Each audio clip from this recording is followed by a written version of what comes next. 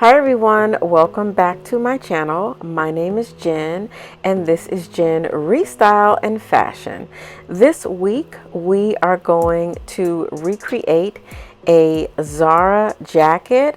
This jacket is called the Tricot Blazer and it currently retails somewhere between $300 on the pre-loved market and I believe close to $500 new.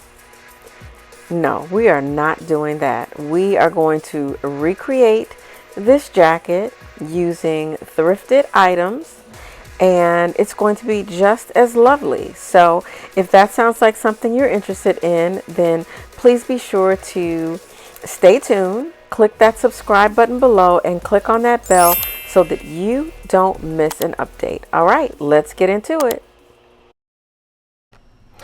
All right, we are starting off with this sweater that I thrifted at the Goodwill bins sometime back. You probably saw it in one of my videos last year.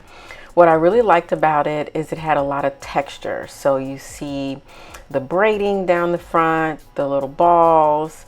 The sleeves weren't quite as big as I needed them to be, so I'm going to use the body of the sweater for the sleeves. And this is a jacket that I thrifted a long time ago.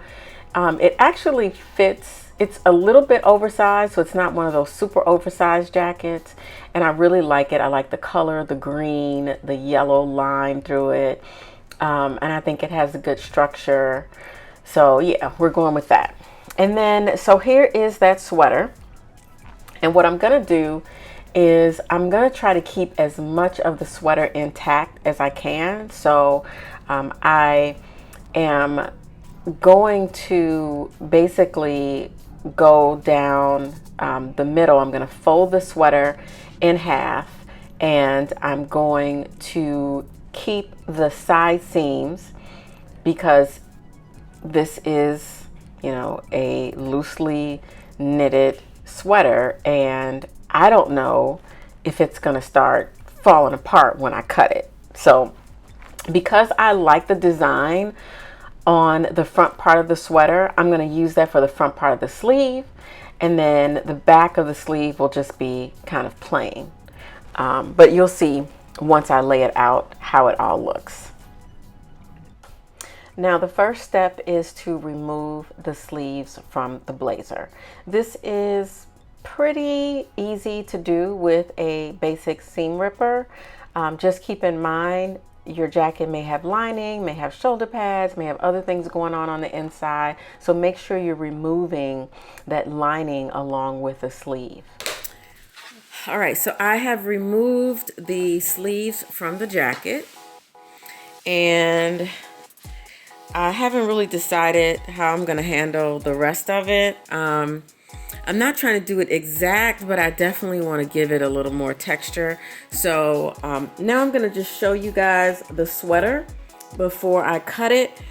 I'm going to go in and cut that sweater so that we can create the sleeves and get those sleeves attached to the jacket. So, and this actually doesn't look bad with the sleeves removed. It's not bad. So I hope it turns out good. All right.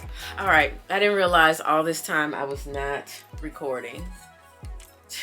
Sorry about the weird light in the back. Anyway, this is the sweater that I am going to use to create the sleeves from.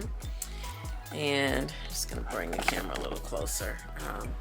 So I would have used the sleeve, but as you can see, the sleeve is a little narrow and I don't think that it will look really good in that jacket because it's just not a big enough sleeve. So we're going to use the body of the sweater to get the sleeve. So I'm going to cut across here, and from the bottom of the sweater to like right there this is going to be the sleeve pretty much.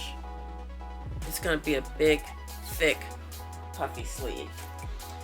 I have not cut a knitted sweater like this loosely knitted before. So I hope it doesn't completely unravel. It probably will do a little unraveling. So what I'm gonna do is sew these two pieces together and then sew on one side of the pin, sew on the other side, and then through the middle. And hopefully when I cut it, it won't completely come apart. So, all right, here we go. If I was a knitter or a crocheter, I could probably do something a whole lot better than what I'm about to do.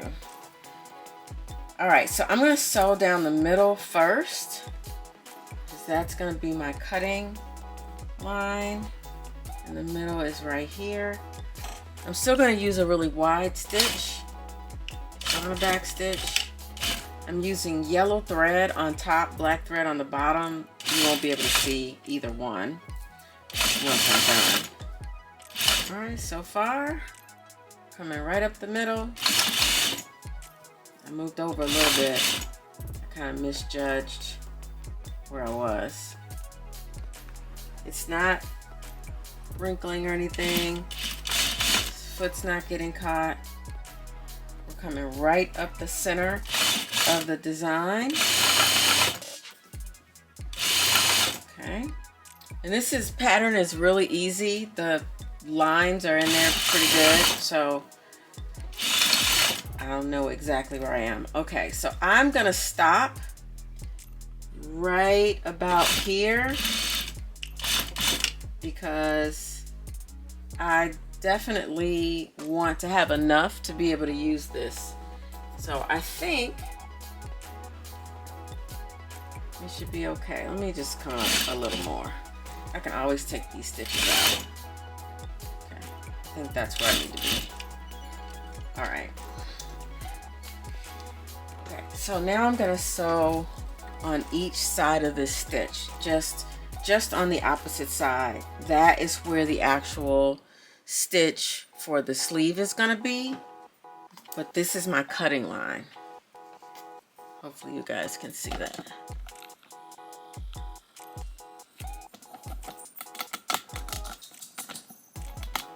Okay, here we go.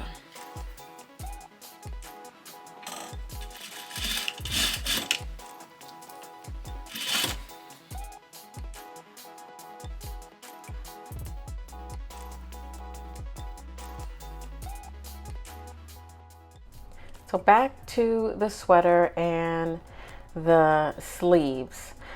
So what I've decided to do is use the sleeves from the jacket to create the sleeve that is going to be made out of this sweater fabric. And I'm just going to make it a little bit bigger, a little bit wider, and a little bit longer because I am going to kind of change the style of it a little bit. So again, the sweater's laid out flat. The sleeves are on top, and I am cutting about an inch, maybe an inch and a half above the original sleeve. And then I'm cutting very carefully to the middle of the sweater, and then I'm going to cut straight down the middle. So the sweater is, the cut that I'm making is mimicking the sweater that I'm cutting. The part of the sweater that is going to be the sleeve that I'm cutting mimics the shape of the original sleeve of the jacket. And that way, you know, I can make sure that the size is right. Now, if you want to make your sleeve really close to the original sleeve, then just cut, you know, just give yourself enough seam allowance at the sleeve cap and you should be fine. Remember, you'll need a hem at the bottom of the sleeve, but I'm not going to hem this. So this is how I'm doing it. This way, I still have the seam from the outside of the sweater that I don't have to bother with at all. And then the only thing I'm going to have to be concerned about is the inside of the sleeve where I've cut, and hopefully this sweater fabric doesn't fall apart. So to make this easier, I am taking the sleeve, the one sleeve that I cut, and just folding it over to the other side and cutting the other one so that it can be identical. I just thought that it was better to just flip it over and cut it right on top, because the other one, you know, me eyeballing it and saying it's an inch or an inch and a half, that's not, I want both sleeves to be the same size. And as you can see, the sweater fabric is starting to stretch. So just be really careful. Don't manipulate the fabric too much. Yeah, don't manipulate the fabric too much, because that could cause it to fray. Now, I am going to make something out of what's left over, and I'll share that with you a little later. Now, as far as the sleeve, the first thing that I'm going to do, and notice I am handling this fabric very carefully because it is starting to fray, but I am going to run a basting stitch, which is the longest stitch on the sewing machine, around the full sleeve, not just the sleeve cap, but the entire sleeve, because I want to make sure that the fabric doesn't ravel. And I believe I went in there and did this twice. So right here, just on like a 4 or 5 stitch length all the way around. What are you waiting for? Hit that subscribe button below and click on that bell so that you don't miss an episode. All right, let's get back to this video. All right, so now we just have a stitch around the top of the sleeve, and now I'm gonna put the sleeve inside the jacket and see how that looks. Turn it inside out. So we have the cable knit on the outside, and then on the back of the sleeve we have the back side of the sweater that's left. And I left the sleeve wide at the bottom, so it's going to look something like this. It's going to have a little looseness to it, so maybe I'll gather it around here, but we'll see. Another thing you may want to do is remove one of the shoulder pads from inside the jacket. I found that the shoulder pad that was in there was just too much, and so I took one of them out. So I'm pinning the sleeve to the outside of the sleeve opening. I thought that leaving that kind of frayed edge would add an interesting touch to the jacket. So after I pin it on and sew it down, I'm going to try it on and see how this looks. If I don't like it, I'm just going to put the sleeve on the regular way. All right, sorry that the camera's a little blurred, but as you can see, I'm trying the jacket on, and I have the one sleeve pinned, or it's pinned kind of slash sewn on, and I just think it looks a little too raggedy. I don't really like, you know, I think I want kind of a cleaner finish. Maybe if I could sew, you know, with a needle, some yarn around there, that might change the look of it, but I don't really like it, so we're going to switch the sleeve. All right, so we're going back in to the sleeve, and I'm going to pin the sleeve in the regular way with right sides together. I'm going to give myself a little extra in the top of the sleeve cap and just ease everything in around the sleeve. It should fit for the most part, even though the sleeve has stretched out a little bit because it's so loosely knitted. But I'm just pinning it on the inside all the way around, and then I'm going to sew those pieces together.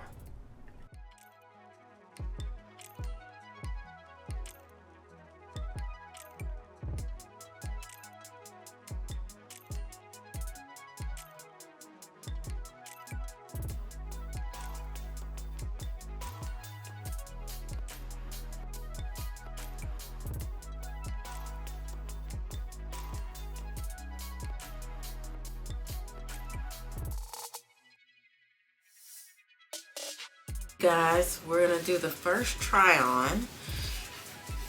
Initially, I kind of don't like it, but let's see.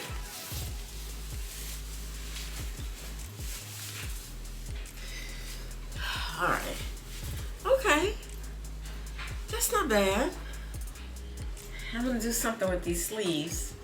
I haven't decided yet. I'm just gonna roll them up for now. But you know, that actually is not bad. I do want to cinch this more in the waist. I like that it's not right on my shoulders, that it does kind of hang off a little. I'm gonna do a big button right here, and I made these little denim patches to go on the sides. I know they use like an elastic piece, but I love denim, so I think I want to put like these denim patches right here on the side. I think I really like that. I think this looks cute. All right, so now I need to figure out what else I want to do to the jacket. I just feel like right now it's kind of plain. I feel like I need some other kind of embellishments, perhaps a brooch, maybe some other kind of stitching. So I need to figure out more of the design features in it. I'm gonna go look in the mirror. I'll be right back. Okay, I just looked at it in the mirror and I pinned the little side pieces on, and I like them, but I'm not completely sold. I think it's because the jacket just needs more. I feel like it needs a little more oomph. So what I think I'm gonna do is I'm gonna make some more of these like denim stitched on pieces with the fraying on it, and I think I'm gonna put one like here, and I think I'm gonna put another one like down here. I think I'm gonna put something else on the back. I feel like it just needs a little more zhuzhing, you know, but I do like it. And then I decided what I'm gonna do with the sleeves. I'm actually going to use some denim to bring the sleeves in here, to gather them in there. And so I'm going to show you how I'm going to do that with some leftover denim fabric that I have. And then I really want to do something down here, denim, but I want it to be like just really distressed. So that's what I feel like it's missing. I do have some green denim. I need to see what the green denim looks like. Either that, or I need to make this go all the way around. That might be what I need. I might need something that is in here, meets up. I don't know if I'm still gonna overlap this more, because when I overlap it, then this kind of pushes out a little bit, and I don't really like the way that looks. I don't want to take this a loose. I don't want to add anything to it, but I like this in there. I like that. I think that's nice. I just feel like I need more across the back, and that probably would make me feel a lot better about the jacket. But overall, I like it.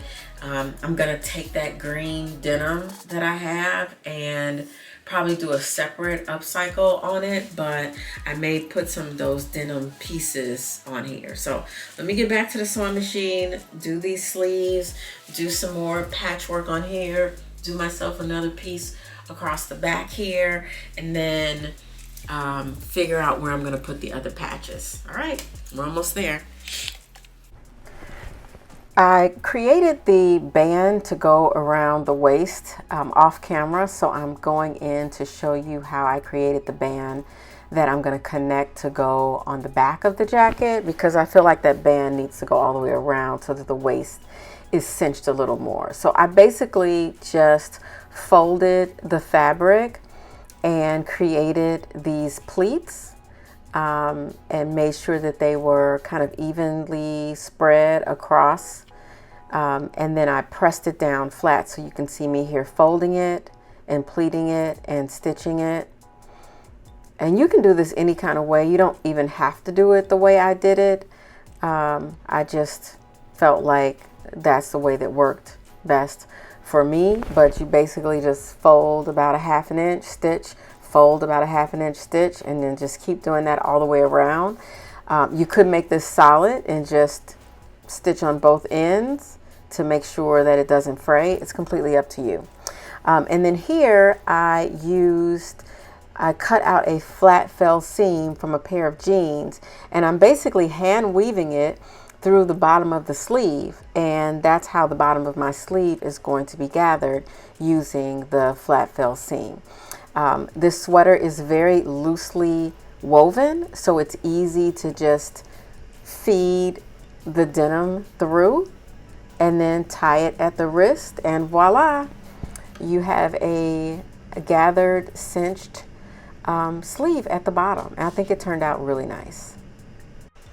Some of you may have noticed that I have a signature design that I put on my pieces, and I take the belt loops from jeans and I do this little crisscross design.